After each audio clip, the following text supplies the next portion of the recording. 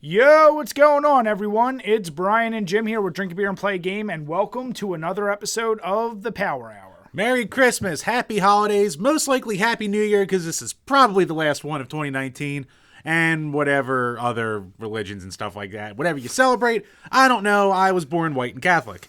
So, welcome once again, everyone, to the Power Hour. Ah, Jim. Going out with a bang! Jim, why can't our demographic be wider? It's because of you and your statements. Bri, we're up to 3% women. Damn it! It's a new all-time high. So what are we drinking today, Jim? Well, Bri, we are drinking a six-pack of the Winter Cheers from Victory. A toast to unfiltered holidays. Heaps of citra hops and special ingredients come together with German yeast to create luscious notes of citrusy fruit and holiday spice in this delicious toast to unfiltered holidays. Comes in at a respectable 6.7% alcohol by volume, and I bought all the beer for this episode because I owed Bri. Yeah. So, And winter beer, topical. no, it's actually pretty damn. This is one of the few ones I've never had from Victory, and I gotta say, it's pretty damn good. So, Yeah, very smooth. good job, you bastard. Yeah, cheers. Speaking of good jobs, it might pain me on the inside. Give it to me, Bri. You were going to get this much credit, but now because the impact was a lot less than I expected, you get about this much credit. I will take it.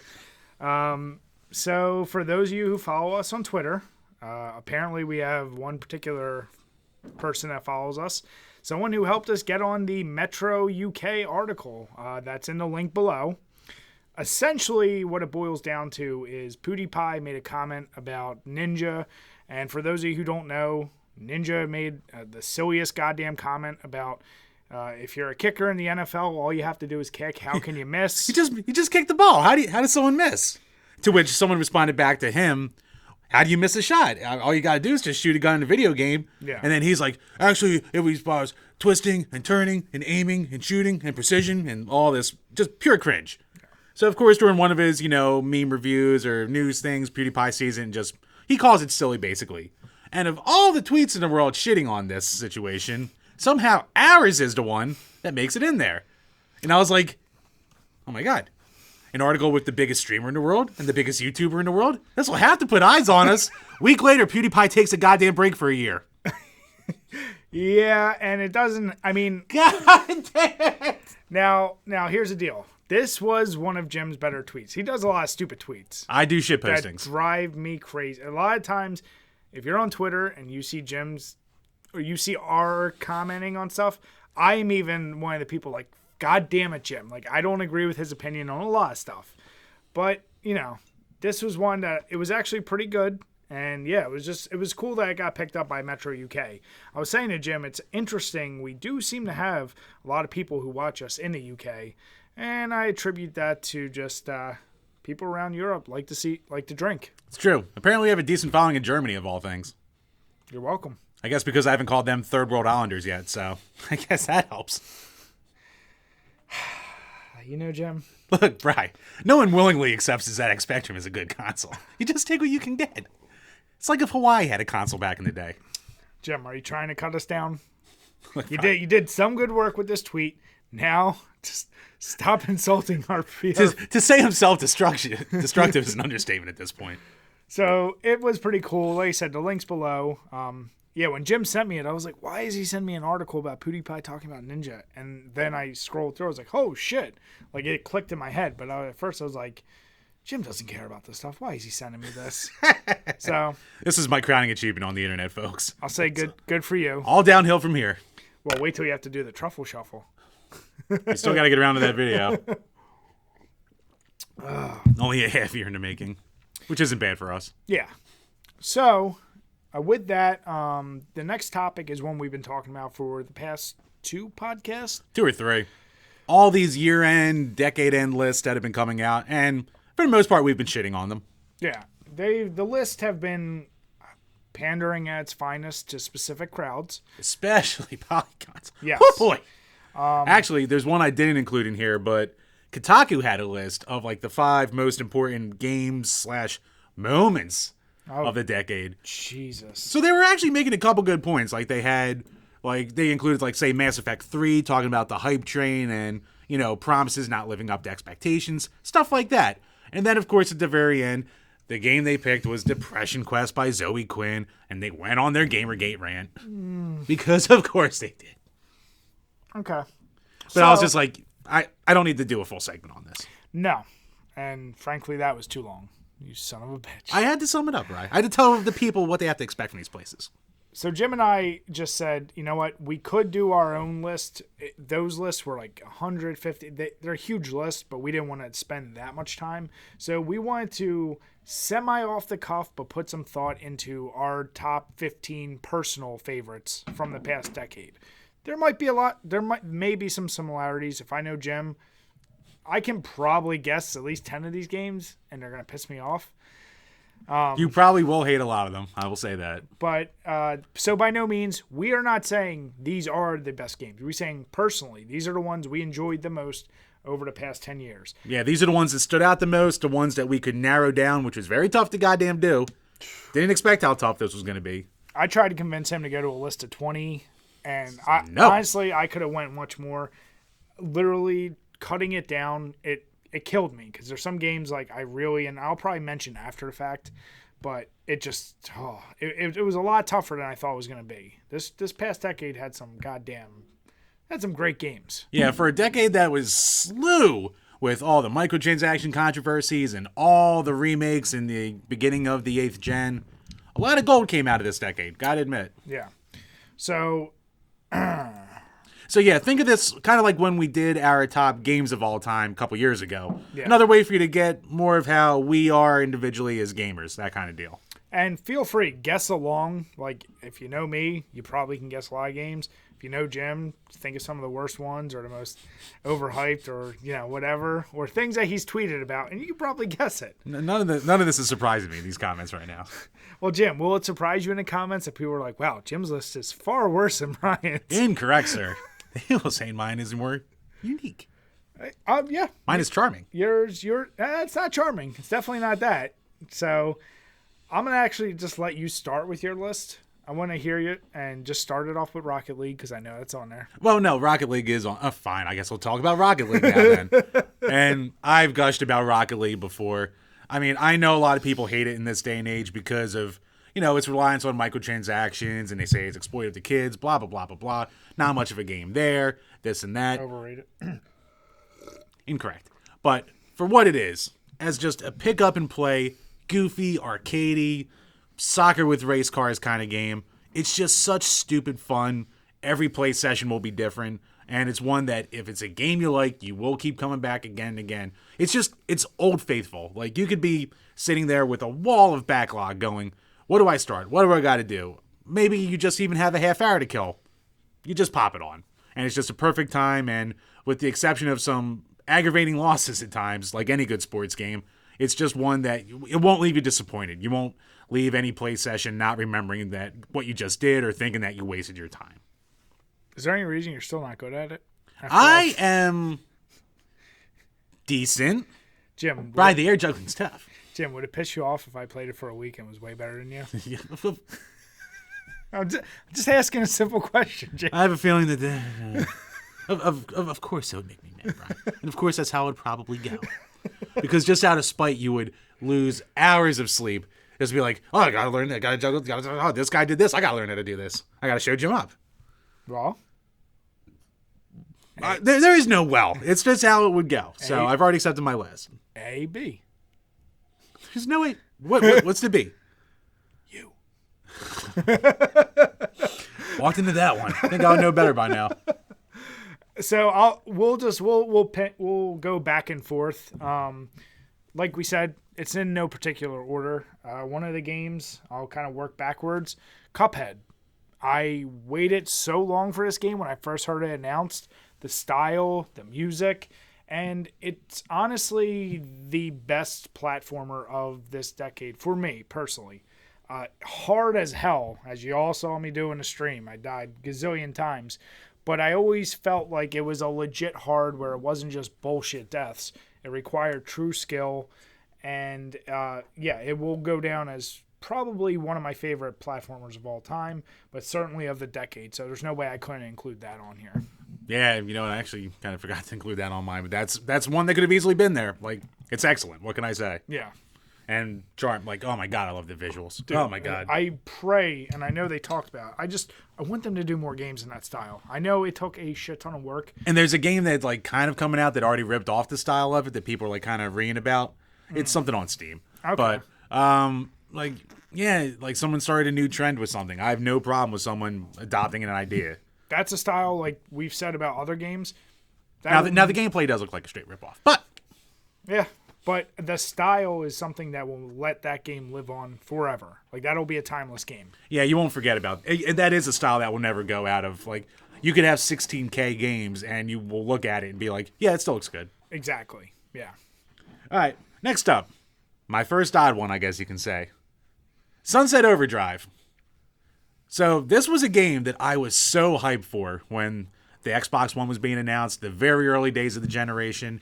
And I've mentioned it on the show before how much I love, like, I like the open worldy games, but not the ones like GTA. I like the more goofy ones like Prototype or Infamous or especially Hulk Ultimate Destruction. So, especially for the Hulk game, it was made by the same team who did that. So, basically, for those of you who don't know, it's more of a punk rock theme to it, but you have powers and you basically spend the whole game grinding along the city with all this different array of crazy over-the-top weapons fighting mutants. And it's dumb. It's dumb. Do not go into it expecting any kind of intellectual thing to come out of it. It is dumb. And the story is kind of cringe. I'll even give it that. It tries too hard. But it's just so goddamn fun. And it's unfortunately a game that just seemed to get passed by with the hype train behind it. Like, it even had its own edition Xbox One, but it still kind of bombed. So it was like that tentpole they were kind of hoping would take off, and it never did. But I loved it. Yeah, no, that was a game I played a little bit because you talk so much about it. Mm-hmm. And yeah, it is solid, but it's like a lot of like similar to Prototype and other games where I just can't get myself invested because we do too many other games. Like, I can't spend the 40 plus hours I'm sure you could really spend in a game like that. But no, like Jim said, it's stupid fun. Yeah, it's one that I played before I got married, so when I had the time. Yeah. The next one, probably Jim would have never guessed it would be on my list, but WWE 2K13. I can see it. Before this game, I hadn't played a wrestling game since like SmackDown versus Raw, maybe 2, or I forget what, something on the PS2 era. And, I had completely fallen out of wrestling, and I wasn't even really necessarily still watching it when 2K13 came out, but the fact they had like the Attitude Era season and the level of customization and like being able to upload wrestler songs, that's something I've talked about on this site. I love customization. I love the idea of running my own franchise and having all the wrestlers I want. So you could have up to like, I think 100 creator wrestlers in that thing, which I filled every goddamn slot. So I spent too much time in that game. And I still kept going back years later and refining or doing this and that. But that was the thing that got me back into wrestling games. I've talked about other wrestling games at like Fire Pro and things that I've may enjoy even more, but I spent the most time with that, so it's got to be on my list. Yeah, no, it's a good one. And you could still put 14 in there as well with the WrestleMania season that they had, but I think the Attitude Era one was kind of done a little better. Yeah. So, but yeah, like, I still say those are the last 2 really good wrestling games anyway, besides Fire Pro. So yeah, exactly.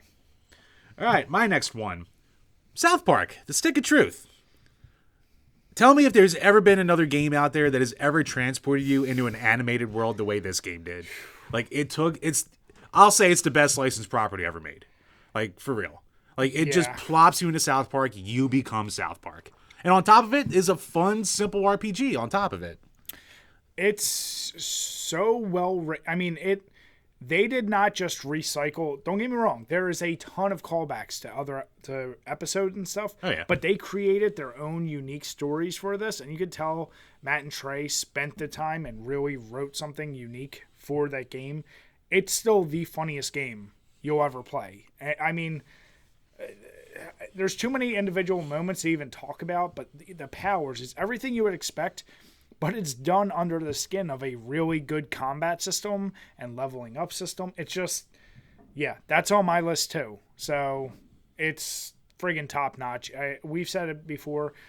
If you've never played that, then the hell are you doing? Yeah, if you're a casual RPG fan, this is perfect for you. For the hardcores, they say it's boring, but fine. It's also just about the world. So, and I will say the Fractured Butthole is a good game. It just doesn't have the same impact because you've already seen so much from the original game. Mm-hmm. Not saying it's bad, but that first one, damn. All right, so Jim actually covered one that's on my list. So the next one I'll go with is XCOM Enemy Unknown. Oh. I played a little bit of the original XCOM Alien Defense for the PlayStation years ago, and I always really liked that style. But this game, I mean, between the permadeaths, the team building, the global scale, the fact that you can't truly save everyone, I just love that team tactical. I think it's called team tactical based. And obviously a lot of games have copied it, like Mario versus Rabbids and all that. But that first one, that's another game I spent way too much time. And oh my God, if your guy misses a shot and gets killed, it is heart-wrenching because you will have probably developed this guy over tons and tons of hours and you just lose him like that. So it's one that you keep showing your toes the whole time and can't recommend that one enough. Yeah, no, that's one I still haven't gotten around to. I really do want to get around to it one day. I always kind of fall off with tactical combat games, but I do enjoy my time I spend with them. I just never finish them. Next up for me, game I've talked about a shitload, Starcraft 2. I mean, it took the first game, which I love to death. It's an all-timer for me. It updated the visuals, and most importantly, it let you control more than 12 people at a time, which is a godsend for someone like me. I don't have the crazy fast twitch reflexes to do it. And truth be told, I never touched the story mode in it. In this or any of the expansions, I just always had my fun. Like where the original StarCraft, I had most of my fun with storyline mode or doing comp stomps with friends or like use map setting stuff. This is the one where I would just hop into multiplayer and I just loved going against people and just trying to get better and ranking up. And I was like Gold League. Maybe I hit whatever the level about that is. Maybe Diamond. I forget. Probably Platinum. Something like that. But I mean, like I was just getting something silly. But I was still having a shitload of fun doing it. So it's one of those few games where for me, I could play it, get my ass kicked for 3 hours and still have a blast. Yeah. And that's what I kind of expect on your list. And it's a reasonable one to have on your list. Next one, I know this is going to be a slight cop-out, but Jim and I have talked. We're both Call of Duty fans through and through. And trying to pick my favorite one from the decade was tough. So I did it kind of half and half. I did the original Black Ops and Black Ops 2. I'm sure Black Ops is on Jim's list. Maybe not. I don't know. We'll find out. But, yeah, both those games, they were the height and peak of all of our friends playing Call of Duty at the time. And even though I do enjoy Modern Warfare, it's out right now, it's still too new, it's still too fresh. The time I put into Black Ops and Black Ops 2, the mode, Sticks and Stones, oh my God, I love that mode. The zombies modes were just crazy in those. And this was before you got super crazy with like Black Ops 3 and all the specialist things. So it was still simple enough, but had enough craziness that just made it really some of the most fun Call of Duty games I've ever played. So from the past decade, those two are my favorite. All right, solid. Had to expect that on there. And yeah, I had a Call of Duty on there. It was the original Black Ops. Yeah. It's the one I put the most amount of time into. It was the one that I got the best at, relative term for me. But that was the one that brought me into Call of Duty the most. Like that's when I finally had good internet at my parents. That's when I had it good enough. I didn't say when I had good enough. I saw that lucky piece of shit. But enough that I could play online with people, and that's the closest I've ever come to max prestiging. So I think I got through like 11 prestiges, which for me is insane. Yeah. Now, Jim, he had his AK-74U, and that's all he used. AK-47. No, you use a 74 too. No, I wasn't really big on the 74. You just used the cheapest gun, just like you did with Halo and every shooter. You're like, what's the cheapest one they use? The 74U was the cheapest. 47 wasn't. So, yeah. I figured that would be on his list. Yep. The next one, this won't be probably too much of a shocker to Jim, but it may be to people out there. Friday the 13th.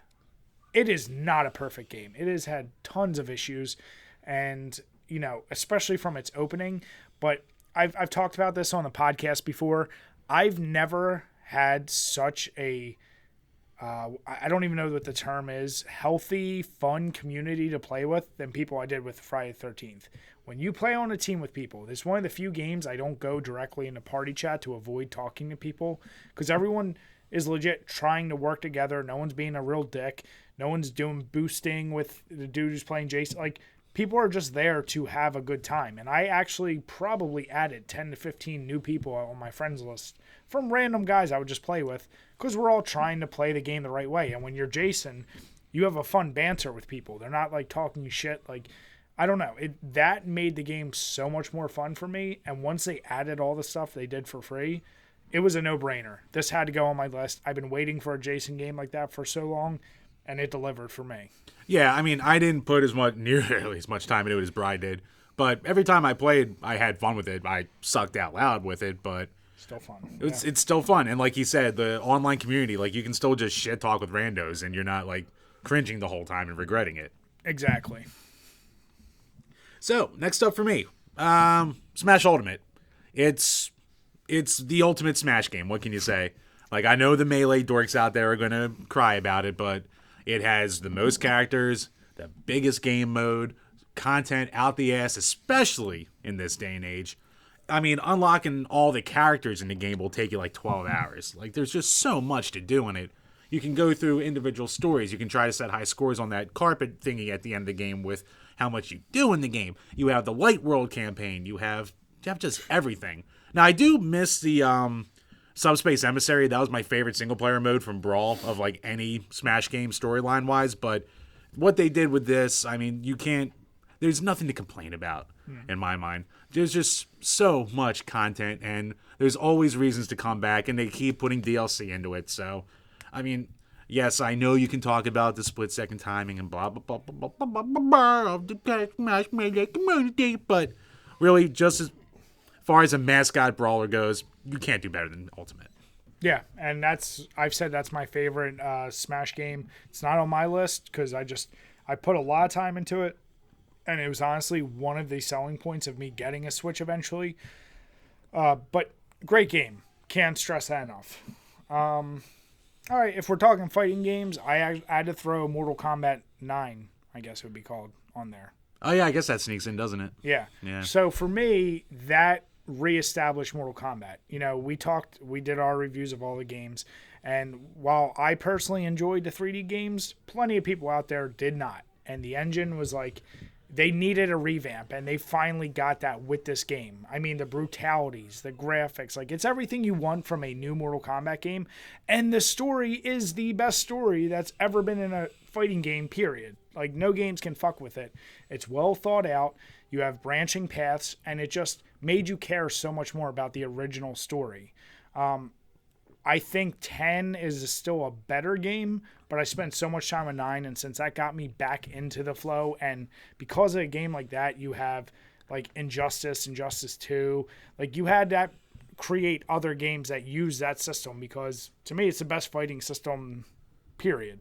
Like, I don't know. It just looks great. But, Bri, 11 has has Ronda Rousey and took out titties. How could that not be the best one? I played 11, and it doesn't... there's a little bit of a drop-off there. But that's neither here nor there. So there's no way I couldn't include this on this list. Like I said, you can debate me all you want about fighting mechanics, but that is the best fighting system out there. Fair enough. All right, my next one. I'm sure this is going to be on your list too, but let's get it out of the way. Resident Evil 2 Remake. Son of a bitch. Jim, you don't get to talk about that. Pick something else. Well, we can come back to it. You know what? Fine. This is fine. You know it's on my list. I'll put my quotes in after Bryce spiels about it for, 10 minutes. Mm-hmm. But I also have another Resident Evil game with Resident Evil Revelations, which, for me, it's the most surprising... It's one of the most surprising game experiences I've ever had. I haven't, like we said in our review, I think it's, besides the remakes, I think it's still the perfect combo of old school horror mechanics mixed with new school action. And I just wish the later half of the game was as tense and at times scary as the first half of the game was. But if you want a whole different kind of Resident Evil experience that is kind of off the beaten path, but still kind of gives you the best of both worlds. I really can't recommend it enough. Okay. Can't say I'm shocked. A little pissed. Can't say I'm shocked, though. I also included 2 remake. God damn it. You did. And I might as well just throw in 2 remake. But no, before you do that, Go ahead. Why? What's the problem? With what? Me having Revelations on my list. As we established,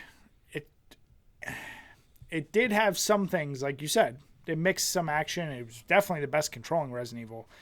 But it definitely kind of got blah towards the end. Like, the opening stages were great. And then it was so recycled that by the end of the game, it's kind of like, oh, this was much better at the first half of the game. And then the second half fell off really bad. Well, even a lot of the classic Resident Evils, you can say that too, though. I feel like the other ones, at least, their build-up was all crescendoing to a cool boss or cool this. This one, it was like, I don't know. And I liked the game. We obviously reviewed it, and I spoke highly of it, but for the past decade, that's on your It's list. one of the ones that left the biggest impact on me. It just will bother me that that's on there and you didn't put something like What, like Cuphead? Cuphead or Mortal Kombat. Yeah, you know what? I don't have a Mortal Kombat on here. Yeah, so that's why. Right. That's all. But I might as well talk about Resident Evil 2 Remake. I mean, we gushed enough about it during the review. There's not more I really need to say. Resident Evil 1 Remake was still arguably, it's probably my favorite of the remakes, but 2 just delivered on something that we were waited so long for, and it still beat my expectations of what I wanted from it, that there's no area of that game that I don't love. Graphically, sound, control, gameplay. It's as close to a perfect game as you can get when it comes to the horror genre. I'll say that. And, now with this news of Resident Evil 3 Remake coming out, it's with the same system of Resident Evil 2. I just can't wait. And I'm fully in support. And it's like, I want this to help usher back Resident Evil as a legit horror genre again. Yeah, fair. I mean, 7. I mean, yeah, 7 kind of brought it back to horror after, the 5-6 era, we can call it, which includes Revelations. Really 4. But, I would go back to 4. Well, yeah, 4 too, obviously. So yeah, 4, 5, 6 for the mainstays and shit like that. We did all those stupid side ones, like Right. Brawl Corpse and. Right, with some of them people like some. I haven't played most of them, but yeah, 7 was the one that really brought it back to horror, and 2 Remake is the one that we both think really did it right. And I actually had 7 on my list when this was a list of 20, just to cut down to 15. I got rid of 7 because I was like, all right, I'm only going to do 1 Resident Evil, so might as well leave 2 Remake in there. But yeah, no, I love that game. So, all right, so what's next on your list? All right, next up for me, Mass Effect 3. So everyone's going to say, why the hell did you not pick Mass Effect 2? Fair point. Mass Effect 2 probably is the best one from this decade out of, as far as story and the character build up and blah, blah, blah, blah, blah, blah goes. Here's the thing. I hated the enemies in 2. I thought the enemies in 2 were, not intimidating, not scary. I just never cared about them. Now, the gunplay and everything else really made strides from Mass Effect 1, and it was less on the hardcore RPG side with all the micromanagement, which I still flip-flop between 1 and 3 is my overall favorite. But I'd have to say for this decade, it goes to 3 just because it's all about the Reapers. And that opening segment where you're trying to escape the city as the Reapers make their invasion of Earth. Gut-wrenching scene. All these different things to it. And even as you're exploring space and you're trying to avoid the Reapers coming to destroy your ship, and just the way it all builds up. And I know the very end of the game is a letdown. I know that it was rushed, and I know that for the series that everyone was like, all your decisions matter and it all leads up to what the end is. And it really came down to 5 different endings. I get it. But for me, 5 bad minutes of ending story did not ruin the 40 plus hours that I put into the game before that. And like I say, a lot of stories, the thing I care about probably the least in video games. So for me, it didn't really matter that much. But the tension, the world, and the gameplay itself, the gunplay is freaking great in it. So I loved it. No, that's, more respectable choices coming out of you than I expected, so I can't wait to see what else you got on. I got something that'll piss you off. I'm just sure. you son of a bitch. I'm just gonna say this next one because it better be on Jim's list. If it's not, you're going to see some violence. Uh-oh.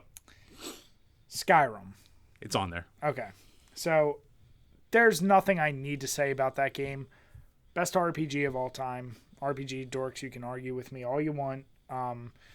It's still so timeless that of all the RPGs they could bring to the Switch and use as a selling point, they use that. It's a game I still go back to. It still gets heavily modded. And it just, especially of the Elder Scrolls games, it's just friggin' fantastic. And I can't say hundreds of hours I've dumped into the game. That's the easiest way I could put it. I don't need to say anything else about the game. We all know. It's been ported everywhere. Yeah, and it's not one that doesn't live up to the hype. If someone's out there who's never played it and you think there's no way it could be that good, just try it. That's all I can say. Yeah, like, I didn't want to... Like, I could have easily put a bunch of Bethesda stuff in a row on this list, but I didn't want to flood it with that kind of crap. So, like, I had to pick between this and New Vegas, and Skyrim is just the better game overall. So, I love New Vegas's world and all that stuff more, and even the storyline elements, but Skyrim, it's just a more fun game to play. It's more easy to get lost in there just raiding stuff. Going through the procedurally generated, dungeons and shit like that. Oh, yeah. So, like, that's just, if I'm gonna go back to one to pop in just to play it for the game itself, it's gonna be Skyrim.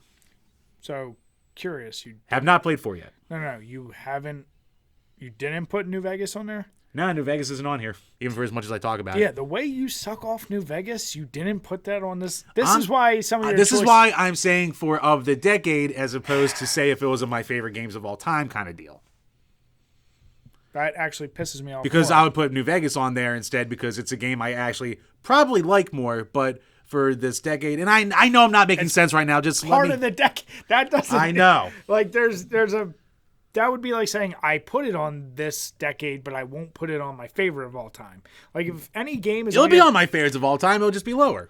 But that's my point. I'm saying if you have a favorite of all time, then anything that's on this list that's in this decade, you have to put on your. Right, just let me live in my insanity. Oh my God, this is my point. This is the fucking logic. The logic I deal with this. All right. So you have Skyrim too. So what's next on your list? I'm just. You got Revelations, but you don't have the game you suck off all the time. Okay. I do suck off Revelations a lot, but here's one that you're gonna hate me for completely. Yoshi's Woolly World. I adore this game.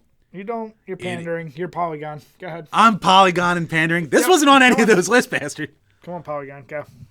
Go pander. There is no way you can play this game and not be in a good mood. This is the happiest game. I could definitely argue that. It is the happiest game out there. The music, how colorful it is, just how bright and lively it is. It's just so cute. It's so charming. And it's stupid simple. I mean, even though if you really want to get deep into it, those stupid later levels are insanely hard if you really want to go through the challenges. But just as a sit down and enjoy kind of game, you're not going to not have a smile on your face when you play Yoshi Woolly World. One, I'm offended by you saying you're mad I have a Wii U game on here. That's without a doubt. I knew you would pick some shitty Wii U game that's where this is all coming from. That is terrible, but I'm also bothered that you said it gets terribly hard. I only beat a game like Cuphead. I mean, yeah, that's a hard game. I'm not saying impossible. And you're talking about, what is it called again? Yoshi's Woolly World. Everything's made of wool. You don't. When you go plop, you can unravel them. And that game is not on your favorite of all time list. Because it wasn't. I didn't have a Wii U when we did it. I didn't have a. You could change it. I can change it. And we have changed it since you've had a Wii U, and you still didn't put it on there. Right. So your logic is false. Not false. Not false, because I'm limiting myself to the last decade as opposed to all time. Jim. And like I said, this is in no particular order, so just because I'm talking about it now doesn't mean it's number 4 on my list. I know that. That's part of saving grace, because quite frankly, I wouldn't want to know where you would put it on there. Probably towards the bottom. Still too high. No. Okay. All right. I live for these moments. Well, I already won this list. It wasn't a contest. Even though I say everything's a contest. All right, Brian, here comes your other AAA boredom title to talk about. All right. So the next one I will say is it better be on Jim's list. Let me. Woo-hoo. Let's see. The best multiplayer game ever. We've talked about enough. Left 4 Dead 2. Just the fact. Was that this decade? Yes, it was, Jim. Ooh. This is my point. Jim can't even think correctly, and he knows I'm right about what I'm saying. The most fun you're going to have in a multiplayer game. You know, I spent more time with Left 4 Dead 1. I still think of Left 4 Dead 1 Left 4 more Dead than 2 2. is just a better version. I mean, it is a better version. I would have picked 1. It wasn't in this decade. 2 is. Right. So, but I didn't spend as much time with it, though. Still, it's take 1, add more fun. That's what you get. And you already knew 1 was fun enough. 1 was amazing. I mean, no game encompasses the need to work on a team like Left 4 Dead's. And Left 4 Dead 2 just adds more zombies, adds more weapons. It's just fucking impossibly hard if you go on hardcore and if you're playing with anyone that's an idiot. And it still, to this day, holds up as far as a fun factor. It's a good, touches in the horror aspect, but I still, I'll say it's a horror game. I don't even think of it, though. I think of it like action game. Can Valve please remaster it? They're never going to make a Left 4 Dead 3, so at least give the current gen people a chance to play it on servers that are alive. No, they'll have to make it VR, like Half-Life. You know what they'll do. Maybe. But either way, it's the most fun you'll have if you can get on a live server and play with some of your buddies. You'd be hard pressed to find a game that's more fun. In my eyes, for a multiplayer. And It's a goddamn crime. It's not on Jim's list. Yeah. I mean, I love the absolute shit out of 1, and I really do like 2 a lot. I just didn't spend as much time with it. So. But still, you saying you didn't spend a lot of time, you spent a lot of time with it. Just 1 was every single night for years on end. Yeah, it pretty much was. Go, Jim, let's hear what else is on your list since you forgot the game you love so much, Fallout New Vegas. You forgot Left 4 Dead 2. And even Left 4 Dead and Left 4 Dead 2, you can interchange. That's on your favorite all-times list. Don't forget I didn't have Cuphead on here. That doesn't shock me, though, because you suck at that game. You know it's a good game, but you couldn't get that far. Yeah, it's true.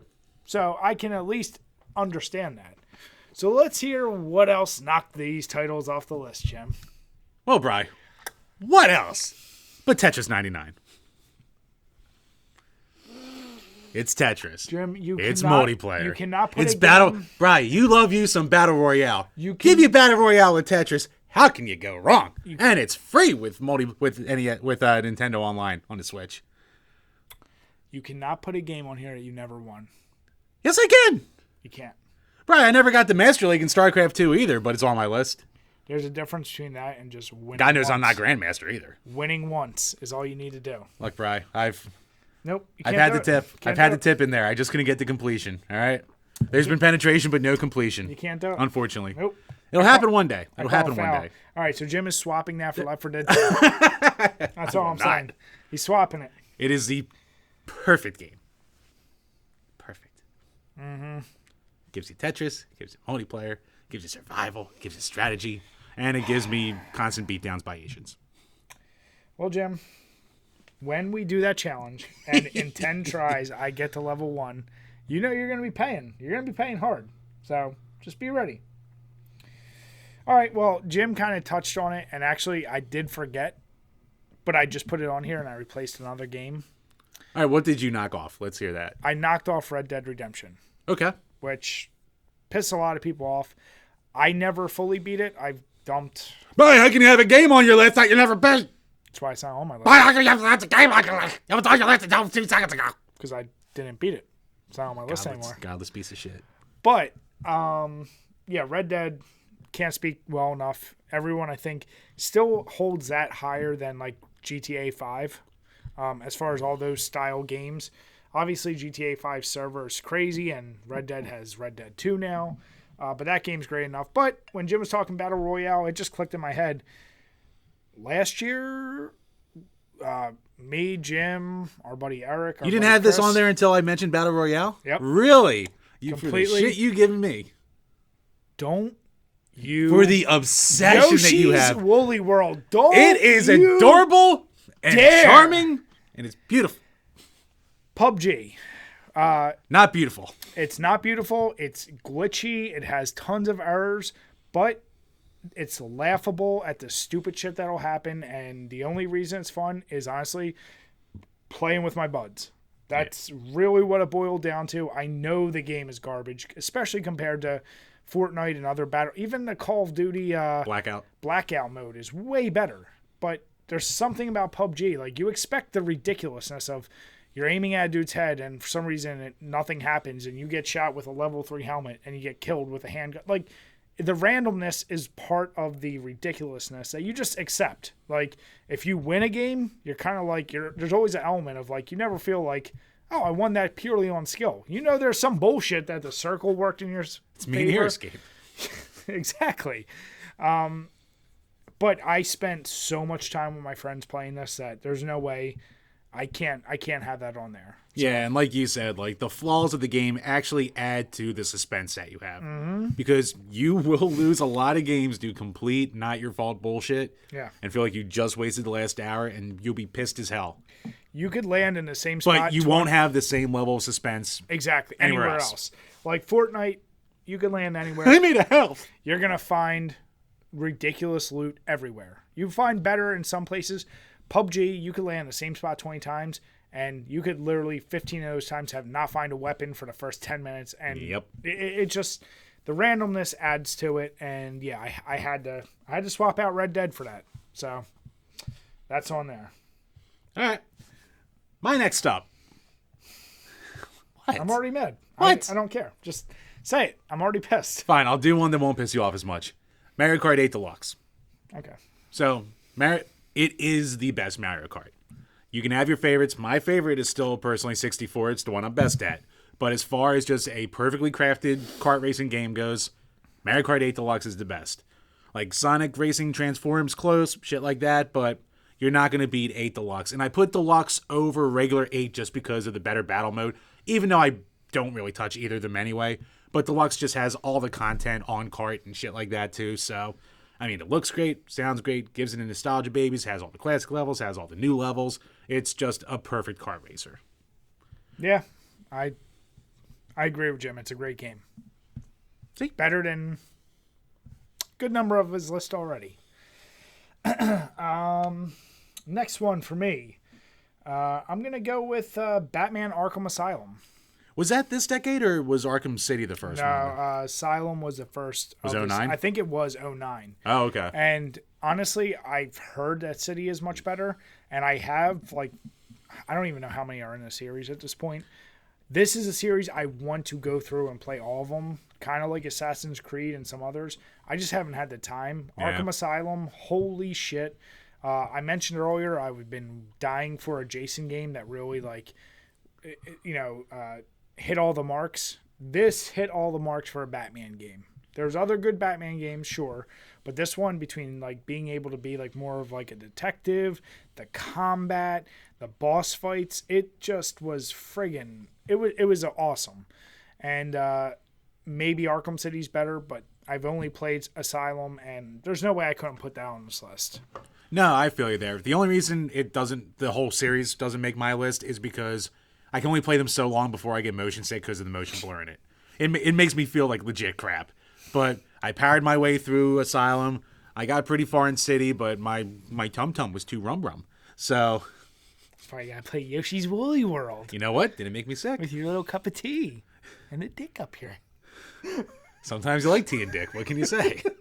But, yeah, at least the first, like, 2 or 3 are really, really great games. So, perfect Batman experiences.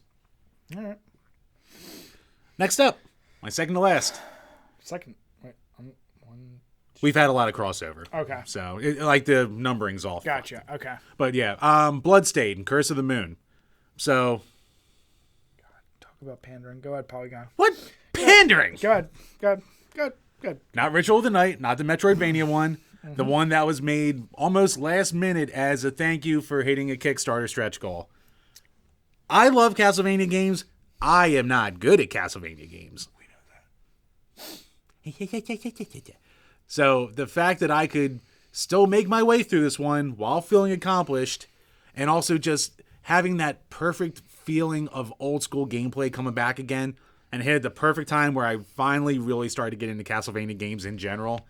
It's just, it's of all the 8-bit classic throwback style games like your Shovel Knights of the world and Super Meat Boys and all the other ones and stuff like that. But like I said, for all these retro revival games, this one's easily my favorite. Plus the fact that you have so many ways you can go about the game. Like, you can kill all the people who you can make allies. Or you can make them all allies and do the New Game Plus and try to do it without the main character that you're playing through the whole time. Stuff like that. So, for me, it just takes that old school aesthetic, but still makes it new enough that for the kind of game that it was, it almost feels like a perfect retro brought into the day kind of thing. Plus, it has great music and the art style just screams NES. Perfect control. Okay. Just goes along with your logic being flawed because it's basically a Castlevania clone. Yes. Made simple for people. It's made by Iga. Made by the Castlevania guy. And it's not super easy. It can be very challenging. I played it. It's pretty damn easy. And at the end of the day, what pisses me off is on your favorite games of all time list, you wouldn't have a Castlevania. But you'll have that. You see the flaw? decade. You see the flaw? The decade. But yet, games that are your favorite, you don't have on the list. Look, like Brian. Left 4 Dead or New Vegas. So I can't let you live down your illogic. Brian, just call me Will-O-the-Wisp, all right? I'll call you something, just not on camera. So, all right. I might as well just go through. So Fallout 4 is on my list. And of the Fallout games, Jim has sucked off New Vegas forever. Don't know how he didn't have this on the list. I'm for my third time restarting Fallout New Vegas, but it just doesn't compare to Fallout 4. Unless you just are a sadist for loving ammunition having weight and loving that hardcore mode. I loved hardcore mode. And micromanagement, which is what that game became. Which is why I like Mass Effect 1 so much, too. Yeah. Fallout 4 is the first Fallout game that had actual legit good shooting mechanics. It was more like a first-person shooter, where you wouldn't have to just rely on VATS to kill enemies. Add on top of that for consoles that you can now use mods that people create on the console itself. So even if you don't have the PC, you can re-enjoy that game, which is what I'm doing currently right now. Another game I've dumped 90 plus maybe 100 hours into, and I've started replaying now with a whole bunch of mods just to see the world in a different way. Love the shit out of that game. Definitely the best Fallout game there is. I still haven't played it. Too busy playing Yoshi's Woolly World. I would gladly play Yoshi's Woolly World. How could you have time? Brian, why would I want to depress myself when I can just be happy? And the world's depressing enough, Brian. And you're not winning Tetris, so you don't have time to. Well, that's why I got to keep going back to Tetris and keep playing so I can finally win one day. Oh God, I can't wait to win that. I might kill myself on camera if that happens. Oh, go ahead, Jim. Wait, is this your last? It's my last one. Okay, then I'll do one more so we can team it up a little better. Once again, it sucks. Jim fucked up my order. I was going to say save Resident Evil 2 Remake because it was the newest. So I don't like my last two that I have for purposes of ending our list. And I know we're not doing it in order. Okay. I'll go with Blood-Borne. I said this was one of the games that sold me for getting PS4. I played the Dark Souls games. Didn't do much for me. I'm all for games that are hard, like Cuphead, like certain games. But a game that its kind of main driven purpose is to grind. And it knows, there's no... you could be the best with the control scheme. If you don't grind your guy to a certain level, you will never beat certain bosses. It's just that simple. I don't like that kind of shit. And I'm not saying that Blood-Borne is completely free of that. I'm saying you just have a lot better control, and it's a much more fast-paced game. And the horror setting is just really outrageously good-looking. I just fell in love with that game, and I still love it. It's the best, for me, of the Souls series. It's probably the most accessible as well. So, had to put it on my list. Yeah, I mean, if memes are being trusted... As far as I can tell, that's the one people seem to like the most. That or Dark Souls 2, but from everything I hear, Blood-Borne is the most approachable too. Yeah. So certainly not a cakewalk, but still hard. That's the one that like I've only scratched the tip of like Demon Souls, like for the most part. So and that's the most rough around the edges one. So I do want to play Blood-Borne one day. Like PS5 is gonna be backwards compatible, so I do plan on getting one. So I'll get Blood-Borne. I'll get it eventually. Next terrible Nintendo console. Look, the Switch will be around forever, Brian. They'll make like a Switch U, and you'll be like, it's a good deal. Jesus. No. Nothing if not charming. All right. Well, my final game. Oh God, I'm gonna be so mad, ain't I? No. Okay. It's Doom. Okay, that's good. It's when I said it in my review, and it still holds today. It's probably up there with one of my top 5, if not top 3 favorite first-person shooter campaigns I've ever played. It's ridiculously fun, and the first couple of levels almost kind of drag a little bit, but once you fully grasp the control scheme and everything like that, and you're just you're just flying through the levels almost, just jumping around everywhere, parkouring everywhere, doing ridiculous combos, shooting super kill moves, ripping a guy's ass out of his face, shit like that, just for final kills. It's just so much goddamn fun. The game is just pure, brutal, vicious fun. And, pardon me. And for, I'm a fan of the old school Dooms too, but, I grew up with a Mac, so I couldn't really enjoy that as much. So, this is truly like the first Doom that I like just went full bore into. And it's, with the exception of a somewhat lackluster multiplayer, which for Doom is kind of a downer, but it's just, as far as a single player campaign goes, it's worth the price of admission for that alone. No, that's. I'm happier that's on your list than a lot that you've said so far. Well, Brian, that's the end of my list. Oh, I know. So my final, once again, it's not saying it's my favorite. Alien Isolation. I said of horror games, this one had me the most tense, and honestly, looking back, you have the xenomorph, you have the robots, you don't have that big a variety of enemies, but that's kind of the point of that universe to begin with. Like, the aliens are supposed to be so intimidating that they never stop, and just hiding in lockers, breathing the wrong way. The number of times I died, and I streamed that one too, didn't help I was so drunk. But I've never felt so nervous like around an enemy on video game screen than I did that thing. Because that was the best example of enemy AI done well. It was super tough, but not impossible. So, and the way it looked, the sounds, all the throwbacks to the franchise. I mean, we've talked a lot about games on here that perfectly embodied what a franchise should be. Mm-hmm. That's what that game did. So there was no way I couldn't include that on this list. Yeah, I haven't played it yet, but I'm actually like scared to play it. Like actually watching your gameplay, like, dude, I know that will make me it'll turn my stomach with how nervous I'll be playing it. No, I mean, like I said, there was a few of our friends like Melissa, some of the other people who actually went back and played it, and they're like, God damn, like I didn't realize, like watching you, I knew it was nerve wracking, but like playing it there's a different experience. Like Outlast does that to a small effect. This, like I said, I just can't express how nerve-wracking, and you talk about survival horror, like holy shit. Yeah, before RE2 or even RE7, I should say, like that was the first real survival horror game in like a decade. Yeah, so had to put that on this list. Like I said, it was goddamn impossible for me to make this list. Jim didn't do as much research as I did, as you could tell by his list. But I had to cut things like Until Dawn, other Call of Duties. I said Red Dead. I do like GTA 5, any of the Assassin's Creed. And unfortunately, I haven't played a lot of the newer games that I just know I'll end up loving. But Horizon Zero Dawn, that's a game I'm playing through right now.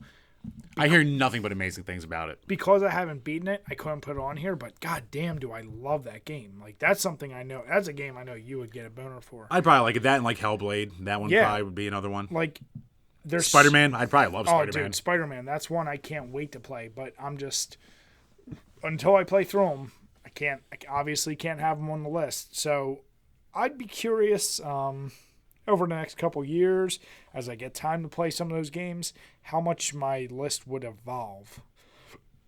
And maybe we'll do it again. It'll be, I mean, obviously it wouldn't be the case, but it'll be funny to see where the games that I've been playing if we didn't have the page. Because there's, like, if I have a free time, it's mostly going towards, like, I do casually game, but I also have the games that I play for this. Yeah. So if I had more time just in general to play what the fuck ever, who knows what would be on here. I can't imagine the Wii U list that would be on here now. Oh my god, it would be spectacular. Right, I'd be able to defend Star Fox Zero by mastering it. Oh, Jim, but then I'd play it once and do better like I did with Star Fox 64. Never gonna live that down. Nope. I was... Jim, hey, you know, you beat me in a game. You beat me in Typing of the Dead. You did. Yeah, I did. You did. God There damn you right I go. did. You did real good. I'm just better at Streets of Rage 2, and but you're good at typing, so congrats. I'm a good typer. So let us know what you think below. Obviously, What would be on your list, obviously, for the last decade? there's a number of huge games we know we did not include on this list, but we can only include what I mean, we played. we didn't have Minecraft on here. Neither of us did. No, and I play it way more than Jim, You do. and it's really fun. Just not for me personally on one of my favorite. If we were writing most impactful or best, I mean, I probably would have pissed you off if we had 20, because I probably would have had, like, MLB 10 to show on there. Because that was, like... That was when I was at the height of my sports playing, too. Well, it would have pissed me off because you still would have forgotten New Vegas and good games. I would have probably had New Vegas on then. I would have accepted another Bethesda game. I probably still would have forgotten Cuphead. Or Mortal Kombat. Yeah, there's a chance. So, Never say never. let us know what you think below, guys. All right, so before we move on to any further topics, we just polished off basically the end of the six-pack. So what do you think so far?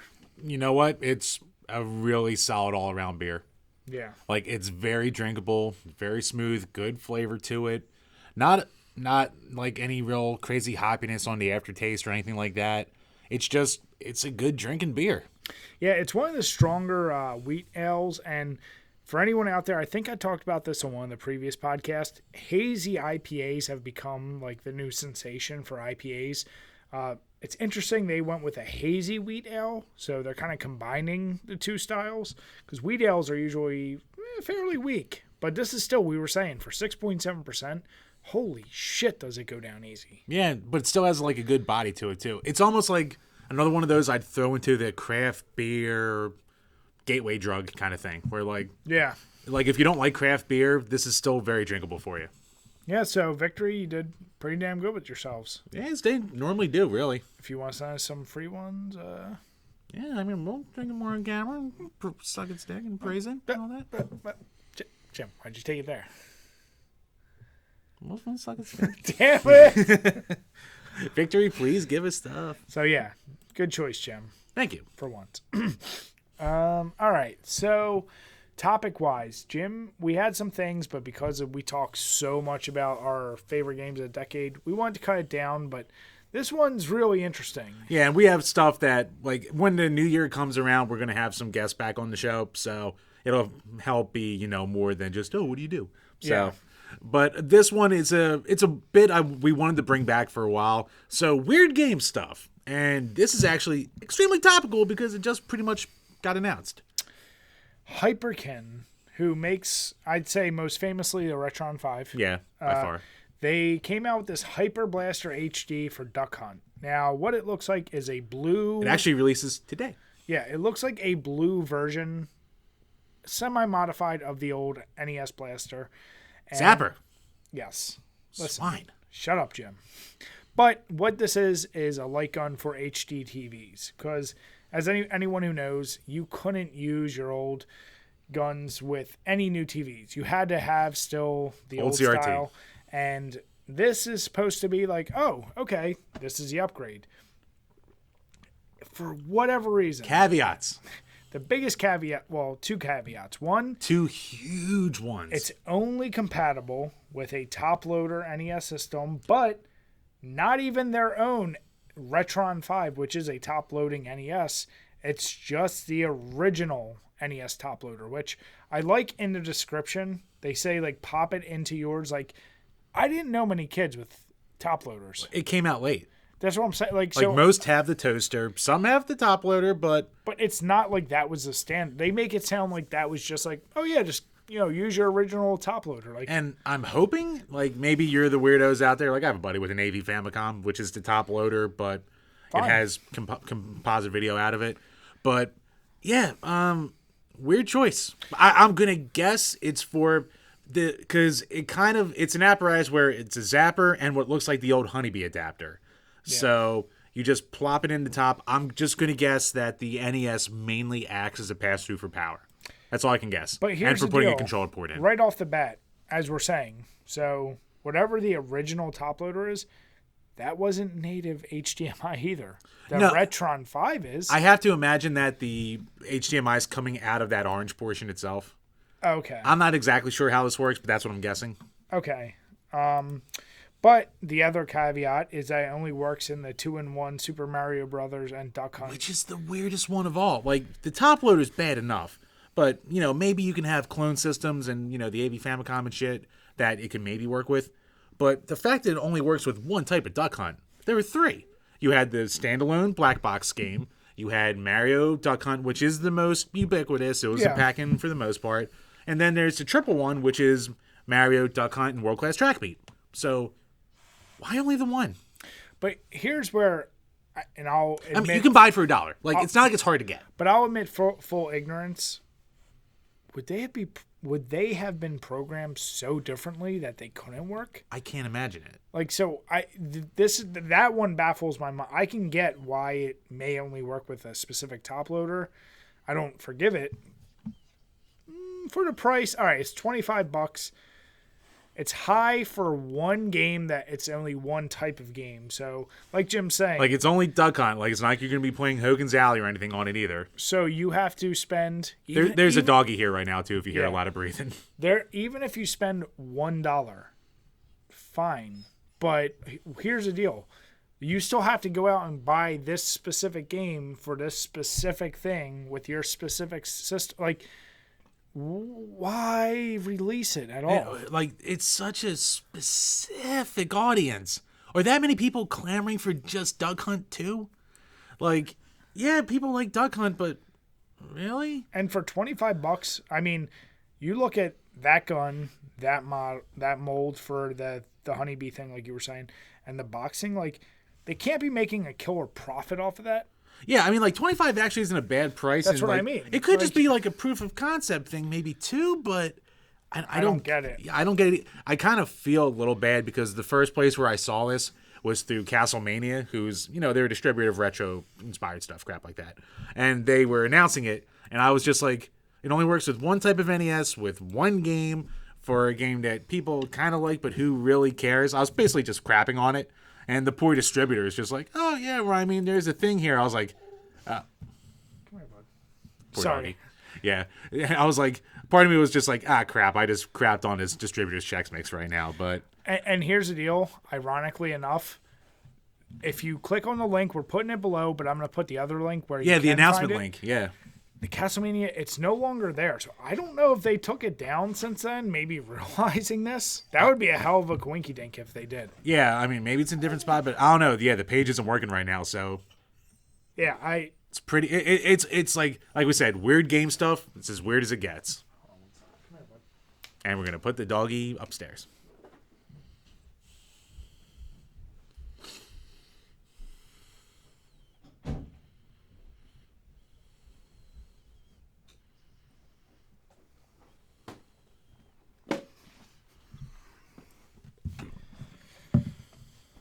So, if you have any comments below. Does this interest you? Part of me, if they made a light gun that was compatible with all systems for all NES games, probably still not, but still. Yeah, like the only light gun things that are being advertised right now that work with HD TVs are this, and Polymega apparently has a light gun that'll work on their thing. So, but I'm not clamoring to replay But just Duck Hunt and Duck all Hunt, those though. other like. It's not even the others. It's just Duck Hunt. I know. For this. Duck Hunt was fun, but that's why I see. Jim Does and anyone play Duck Hunt for more than 10 minutes? Like, we still have our old TVs though. yeah. So it's like we kind of also look at it like we can't. I don't need this. Well, yeah, we can't. It's not that we don't need this, but we could both easily do it, and we just don't. Yeah, that's my point too. So, yeah, it's interesting. Hyperkin makes interesting things. This is one that I can't imagine they're gonna make very much off of. Yeah, it's cool it exists, but especially coming out around Christmas. Like, how do they many think it's gonna be people a hot seller? How many people who don't know what they're buying are gonna buy this and go, "I can't. It doesn't work." That's what I don't want this to be a thing that like Hyperkin like really gets a lot of shit for, because they get shit for a lot as it I is. love their Retron 5. I don't know much about their other products, but And I mean, the Retron 5 isn't perfect either, but for what we use it for, it's good enough. But very good. Yeah.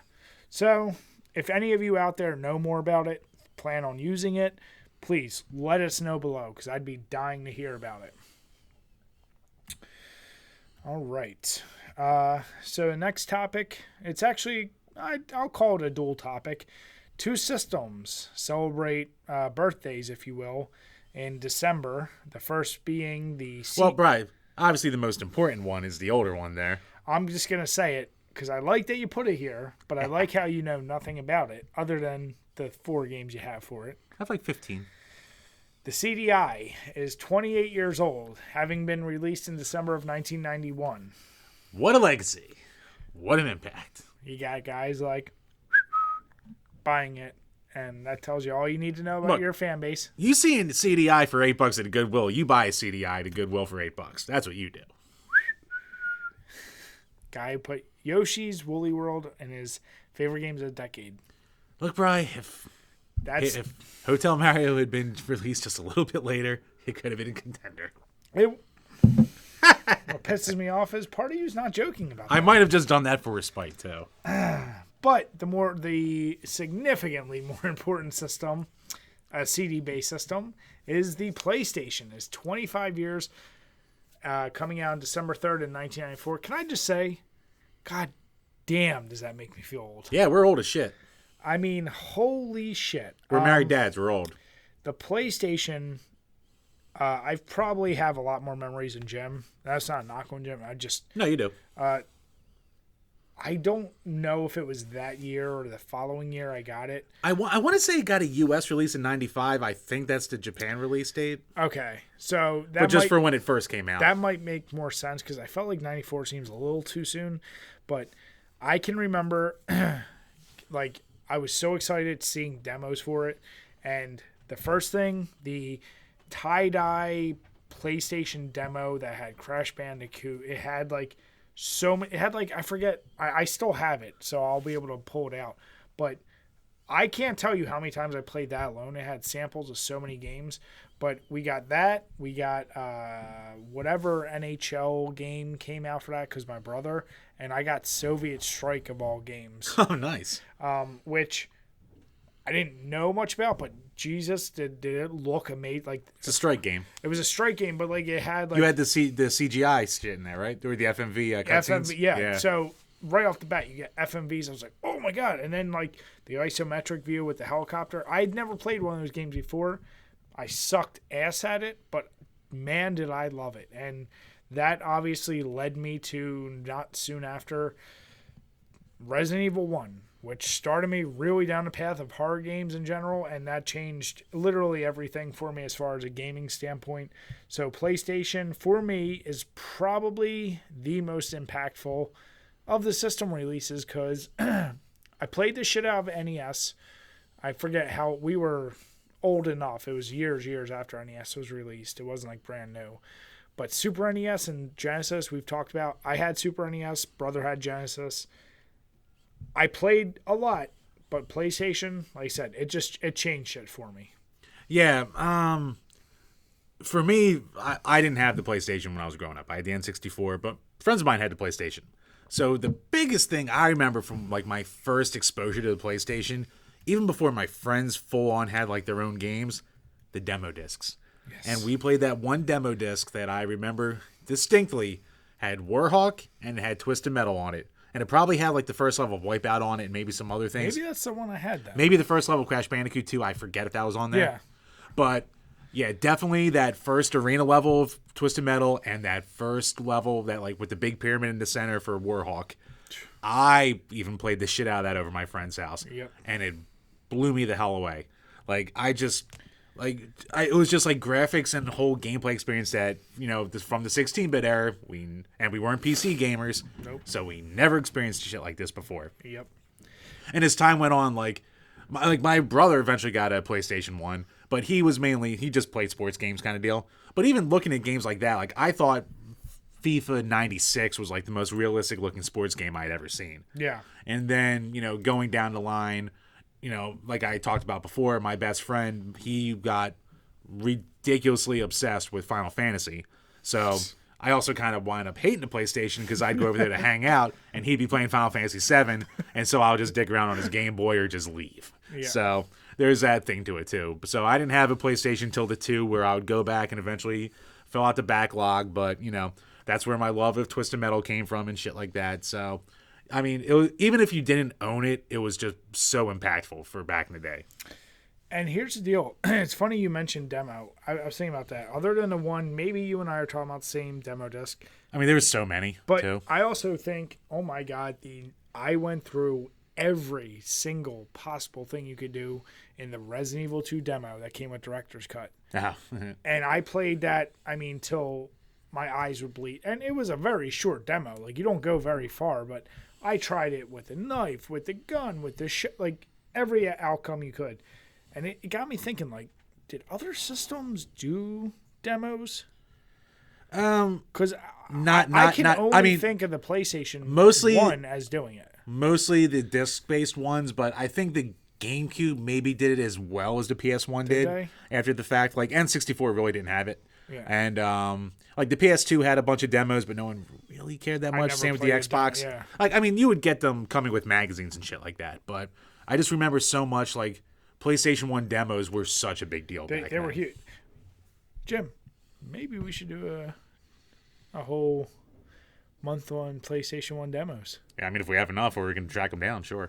So if any of you out there have demos and you want to send it to us, Give me. Give me, because they'll get done.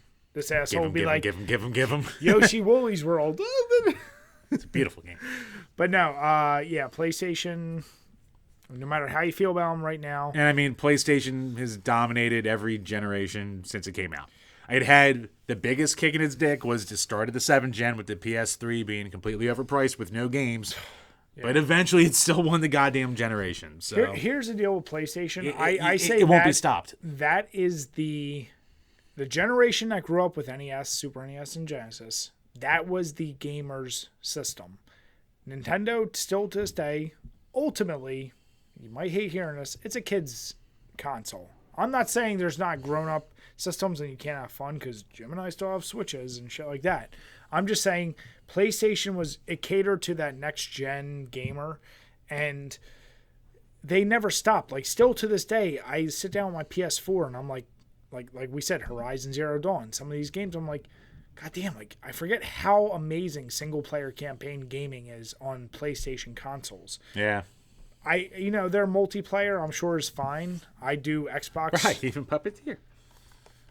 Fine. Even Puppeteer. Little Big Planet. Whatever you want to call it. Like, they're undoubtedly, like, they know how to make a single-player campaign.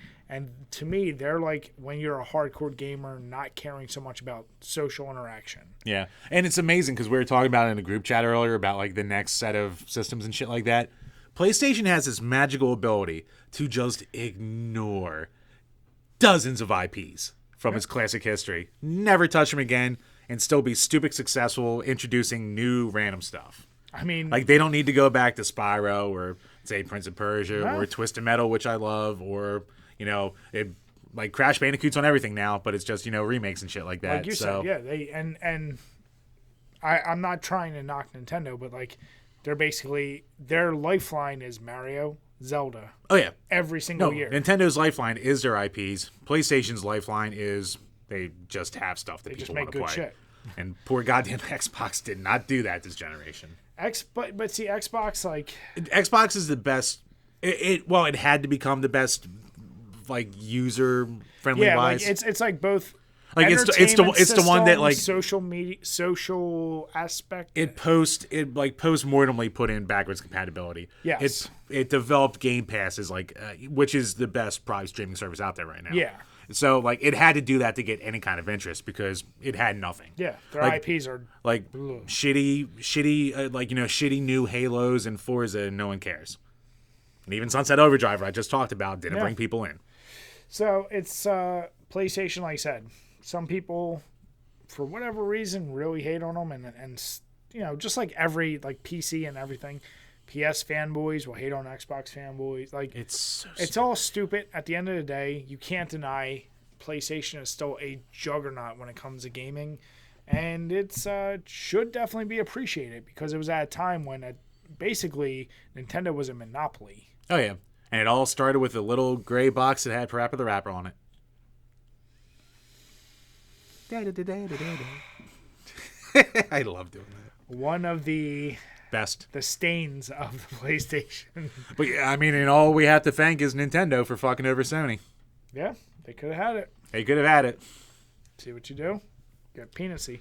Just like Icarus. Flew too close to the sun. Bit him in the ass. God damn it, Jim.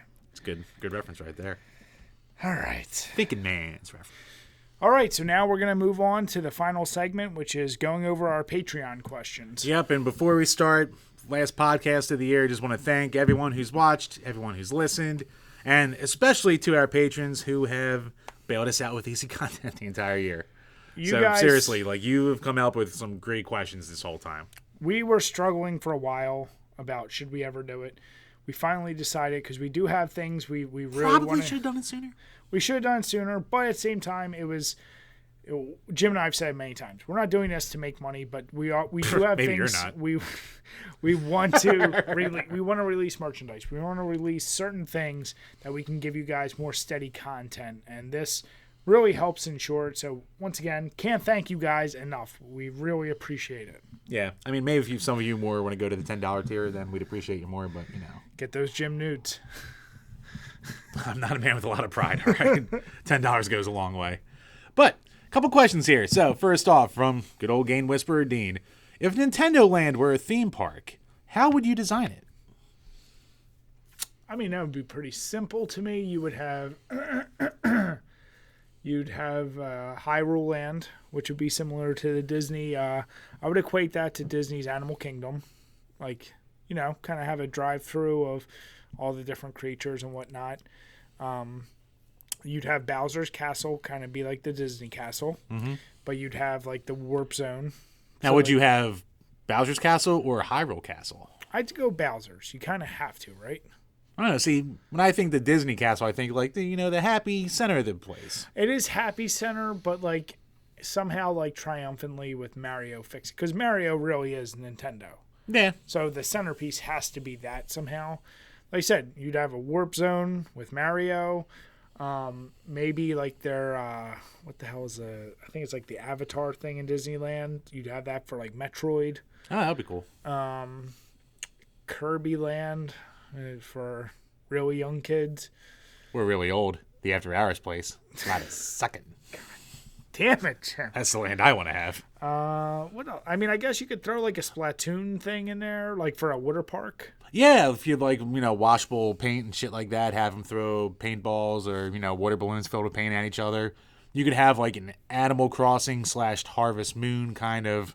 Is that Nintendo only? Yeah. Okay. Kind of farmland where, integrate stuff. Like you can be like harvesting Pikmin out of the ground and crap like that. Obviously have a Mario Kart racing thing. Right. You could have a cool, I mean, I know it's more universal, but like what like the Back to the Future ride was, or like, one of those VR-ish, like, almost augmented reality, but like super immersive kind of on rails things with like Star Fox Land or something like that. Yeah. Something with Donkey Kong, like do the old an obstacle course. Yeah. Yeah. Do the old school, like you go up all the way up. Yeah, it would be kind of, and we're just trying to imitate Disneyland, but essentially you do something like that, of course they could do it. And honestly, this is another reason why there's a selfish part of me that I know a lot of people hate what Disney has done with Star Wars and da-da-da-da. I wouldn't mind seeing Disney buy Nintendo, so you could have a branch of Disneyland that is Nintendo Land. I would actually you would have a whole Pokemon You are world. poking a bear right there, We've Brian. talked about this before, and I know people think, but I haven't watched it. Just like you, love your Baby Yoda. Guess what? That's a No, I haven't seen Disney. Mandalorian yet. I do like the memes. But that's what I'm saying. Like, people love Mandalorian. Like, that's a Disney product. And forget what this latest trilogy has done where people think it's whatever. No one... Did you ever think another trilogy was going to be a good idea? Not really. So it's kind of like... I mean, it's not like the prequels were any good. So Who would have done it that would have made it perfect? Like, nobody, really. They could have... someone probably better at storytelling than J.J. Abrams. Yes, they could have done it better. They could have had a better lead behind it. But, like, I like how they make it sound like it's just... it's not more J.J. Abrams versus Disney. The guy who had running the Marvel movies, Kevin Feige or whatever, you should have given him Star Wars too. Yeah. Jim and I... Well, J.J. Abrams has never finished a story, and Rian Johnson, oof. So, you know. And you know what? I still kind of like The Last Jedi. It's not good, but at least it told its own story. Fine. It's fine. I watched it and I went, okay. And here's the deal. Jim and I might not have said this on the podcast, but it's hard to deny the past 10 years have been developed by Marvel. And I know they came under Disney like during that time. Right. But they still delivered on the best ending to a 10-year saga, if you will, than any movie franchise ever has. Oh, yeah. So you can do good things under Disney. That's my only point. And I just want to selfishly have a Nintendo world. And you're not going to get that from Nintendo itself. It'll only be in a small corner of Japan if they ever do it. Yeah, if they do that. And I'm not traveling there. I'm not rich. I'd like to go. I'm not rich. Yeah, I'm not a rich man either. So. All right. Next up, from G to the Next Level, former guest of the Pirate Hour podcast. What up, G? Let's pretend the Game Boy, Game Gear, and PSP don't exist. What now would be your favorite portable gaming system? My phone. It's a pretty fucking good answer. Shit. I mean, the phone, arguably, even with those, take Switch out of it. Like, yes, Nintendo DS or whatever the latest DS is. Yeah, 3DS or 3DS, new 3DS XL with the stupid naming things. Yeah, is there even a newest PlayStation? No, I mean the Vita, but that's been dead, except for a very niche audience. Phone, it's been dead for 80s. I mean, what our phones can do graphically and from a fun gameplay standpoint, they kind of do everything you need. So there's not really... I still think that portable gaming is... And there still are some really good games designed for phones, yes.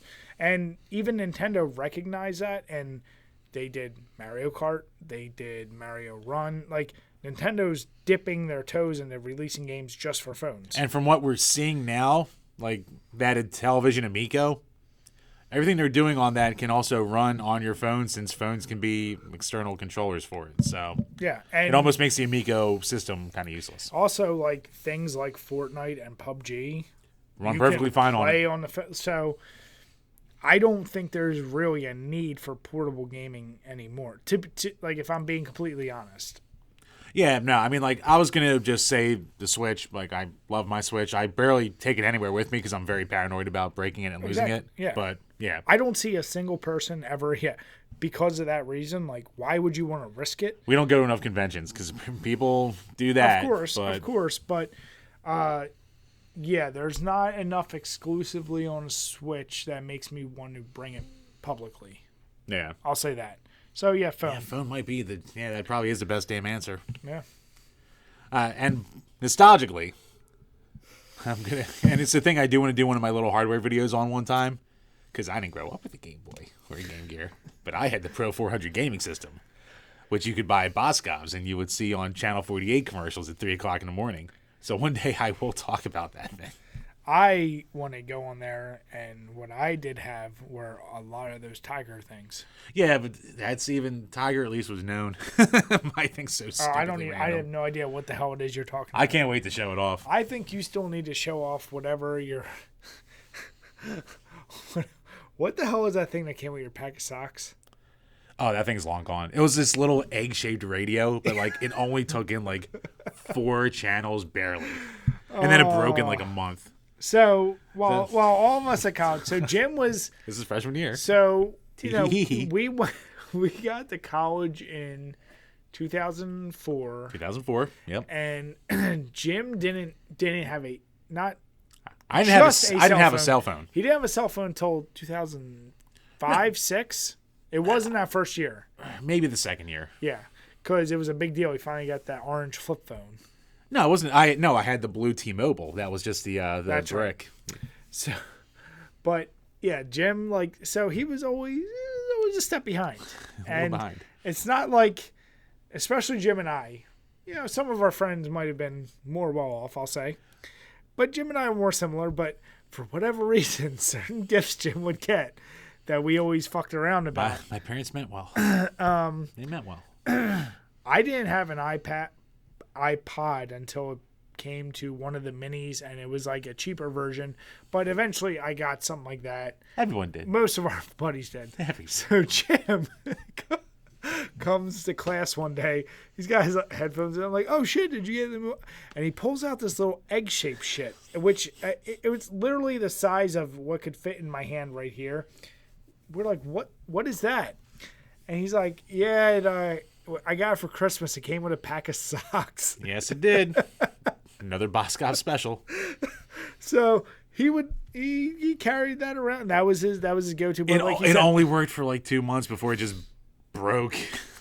For no reason other than it was just a piece of shit. So this was, I mean, I haven't heard the end of this egg radio from the pack of socks. Now before you the socks lasted way longer than the radio did. Before you try to hate on me for judging Jim on having a sock radio, the other part is, let's not forget, at this point we're 21, 20.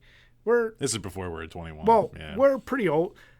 I've had a job since I'd been 13. Jim still never really had a job other than our co-ops. Yeah, it's true. So I could afford things because it's not like my parents bought it for me, because I could go out and buy it myself. Right. So Jim, just living off the teat, like he had to accept this. This is what he had to accept.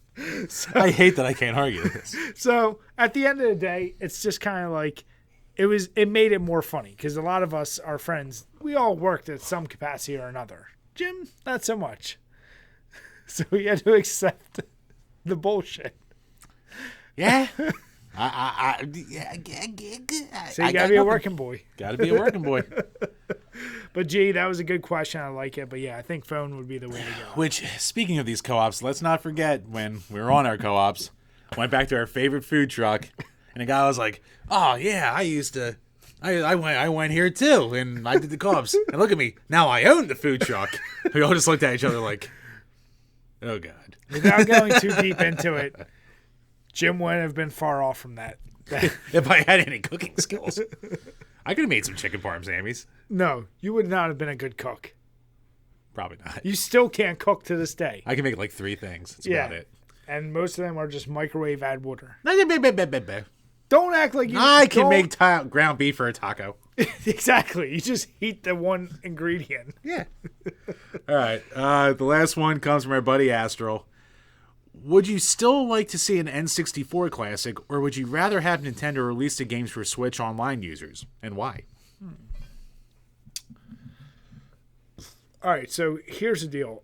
We said if there was ever an N64 classic, if you don't get the rare games, there's not as much of a point.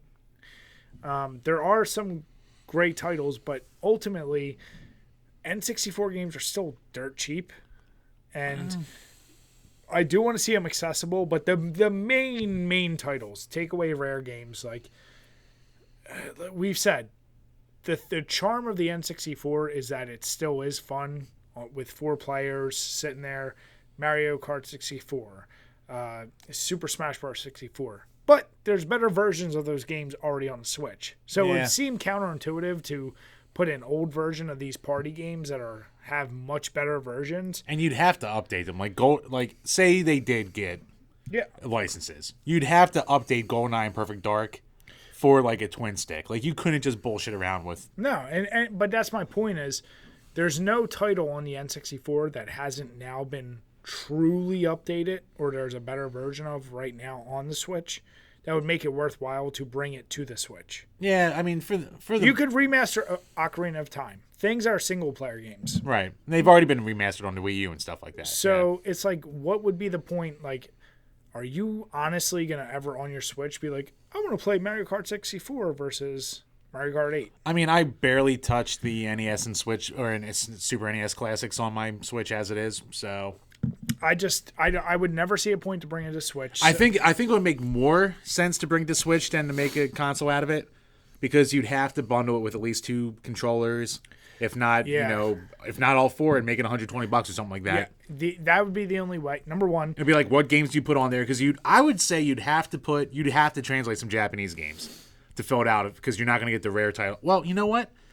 Nintendo and Microsoft are kind of friendly now, so you might have a chance of getting rare titles on there. If you get rare titles and you give 4 controllers. Like, you could get Banjos and Diddy Kong Racing and maybe GoldenEye. And let me make this very clear. Well, you know, Perfect Dark is GoldenEye. You'd have to get another license, so probably not. But let me make this very clear. You replace that bullshit controller with a real controller, and you do 4 of them, and you get rare. Sir. Absolutely done. Shut up. How dare you? Everyone's already voted. We've went through best controllers. Speaking of voting, I am running away with goddamn Rocket Knight Adventures over Killer Instinct. 1 vote. Check Twitter. Twitter does not count. So I'm up to like 4 votes. Because 4-0. No. Twitter absolutely does not count. You know why? Zinga! Because we've seen who your Twitter followers are. And if you want to add in them, we'll add in others. Add whatever you want. Exactly. Add away. And that negates some of your other Add ones. away. I will take my shallow victories. It doesn't help that on Twitter, like, you're like, I follow all Sega people. I won't follow 0 Super NES. I follow a shitload of Nintendo people. No, you don't. Other than the girls that play Zelda because they're gamer girls. Don't act like you follow anyone else. Right, come on, girls, don't play any other games. But my point is, yeah, you would have to really, like, get rare, because I'm trying to think, like, how many games would you even do for N64? Like, if you're doing... you know what the problem is with the Mini 2? They would have to completely redo the hardware for this console. And that's a shit... Because, like, that's why they had way less games on the SNES one than the NES one. So they would have to redo the structure of their little, system, however they put it together. And then you'd have to have more controllers, and then the games are bigger, and you'd have to, put them to, 720. And you'd have to have one of the wrestling games on there. So that's another license. So it would be a lot of licensing. I think it would make more. They probably would just dump it on Switch Online. Like, that's what I'm saying. They probably will never make an NES. I would be surprised if they ever make another Mini in general. I think it was a thing that the GameCube might be the only one. But even that one, like I said, at that point, I'm thinking of the games that system. What couldn't already be out on Switch or a better version? Yeah. I mean, for the minis... Like, are you going to buy for Super Mario Sunshine Mini? Double Dash Mini? I would do, like, Luigi's Mansion. Yeah, Luigi's Mansion, which they just had another one come out anyway. Exactly. So. That's my point. Like, so you have a better version. Yeah. There's not enough... GameCube less than almost anything else for the exclusive titles. GameCube is probably one of the weakest of their first-party lineups in general. Yeah. You know what? Honestly, if we're talking minis, I'd rather see, like, a Jaguar. I'd rather see a Sega CD. Well, Brian, there's pre-orders for the TurboGrafx Mini. Who wants that? Everyone. What, those 3 games? Bonk's Adventure? Fuck. What does anyone want from TurboGrafx? You can't get anywhere else. Exactly. Beautiful shmups. Fantastic platformers. Yeah, beautiful shmups. Get the fuck out. Dungeon Explorer. I'll just do MAME and do legit shmups. It's Sapphire. So, no, I would rather see, like, the really obscure Sega CD, Jaguar. You know what? I would like to see. I would like to see a Jaguar Mini, because, like, I have no interest in overpaying for a Jaguar at this point. So, like, or a Sega CD. They have plenty of great games. I just don't want to pay that much for it. And at that point, I'd probably just buy that Mega SG, flash cart that can play Sega CD games, like, right off the cart itself. Instead, it's $250. Like, it's not cheap. That, yeah. But, like, it can hold every single ROM of Sega CD and Sega Genesis and just play it off that. Yeah. Without extra hardware. So minis were a good idea, but But you know what? It was also like one of those things where it's like the Wii U was failing, so they needed something. What? I know the Wii U failed. It's almost like someone here Oh, might here have. we go. I'm Here we go again. Jim. All I'm pointing out is there's two of us here, right? Wait. Okay, wait. On a quarter, there's a heads and the tails, right? So one of us said the Wii U is going to be a complete bullshit. It's going to fail. The other one. It was already a failure by the time I bought it. So then one of us was right. I knew what I was getting into. No regrets. So who was right? Beautiful system. Who was right? Upscales Wii games. Who was right? Beautiful system. Who was right? Has Yoshi's Woolly World. Who was right? Fantastic system. Joe, I just want to hear you say it. You're not going to hear shit. Who was right? Ain't going to hear shit. I could pull up plenty of footage where you've had to admit it, but who was right? Beautiful system. Underrated classic. It's definitely not Going to be underrated. a big collector's item one day for that library. So, I mean, the N64 Mini, it would have to either sell dirt cheap or have all the caveats that Jim and I just said. And honestly, I wouldn't see enough of a reason to bring it to the Switch unless, like Jim's saying, you upscale and change GoldenEye. You upscale and change, like, you're not going to bring Super Smash Bros. Or Smash Bros. 64 to the Switch when you have Smash. If they ever made another mini, it would be Game Boy. They would. I can't see them ever having a reason to make enough profit off an N64 or GameCube mini. Yeah. I just don't. I would see a Dreamcast mini.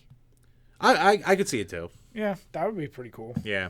But no, I think minis were a flash in the pan. I would love a Saturn mini. Like, I would love to have like the mainline Saturn games without having to buy one and overpay for those games. Or a proper PlayStation mini.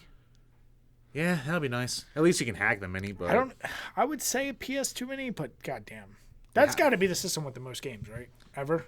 I think it has like 5,000 retail games, something ridiculous. Yeah, you could never truly. How do you pick? How do you pick at that point? You just do 100 games and still make it really affordable somehow, which I don't know how you do. Yeah. But yeah, no, that's a good question. So thank you, Astral. Appreciate that. Yep, that's it for Patreon. And that's it. Yeah. So with that, guys, we appreciate this whole year.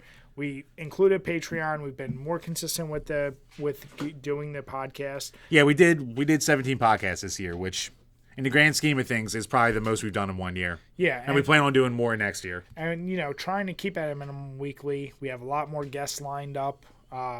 We want to stay as consistent as possible with that. Same with the reviews. At a minimum, I don't know if you'll ever get another month like Simpsons or any of those. No. You will not get those months again. But if we can, at a best, keep it to a review a week, we want to do that for you guys. Plus, we have a lot of top 10. Like, there's just a lot of things we want to bring you guys.